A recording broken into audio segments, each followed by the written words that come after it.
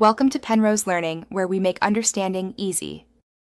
In this video, I will explain how to cook dumplings on the stove. Start by heating 1 tablespoon of cooking oil in a non-stick pan over medium heat. Once the oil is shimmering, carefully place your frozen dumplings in a single layer, ensuring they don't touch. Let them cook undisturbed for about 2 to 3 minutes. This initial step is crucial for achieving that delightful crispy bottom, a hallmark of perfectly pan-fried dumplings.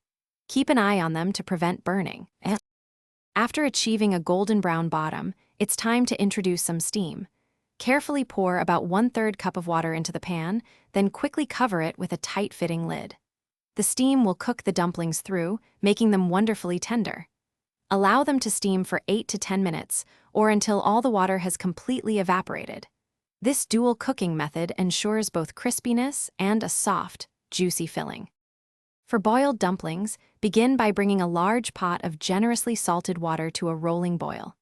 Gently add your dumplings, one by one, making sure they have enough space to move freely and don't stick to each other or the bottom of the pot.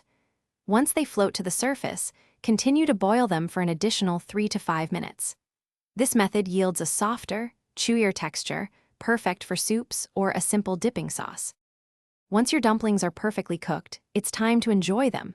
Transfer them to a serving plate and pair them with your favorite dipping sauce, perhaps a mix of soy sauce, rice vinegar, and a touch of sesame oil. For an extra touch of freshness and flavor, garnish with some freshly chopped green onions or a sprinkle of toasted sesame seeds. These versatile delights make a fantastic appetizer or a satisfying light meal. Thanks for watching. If this was helpful, leave a like and consider subscribing. See you next time.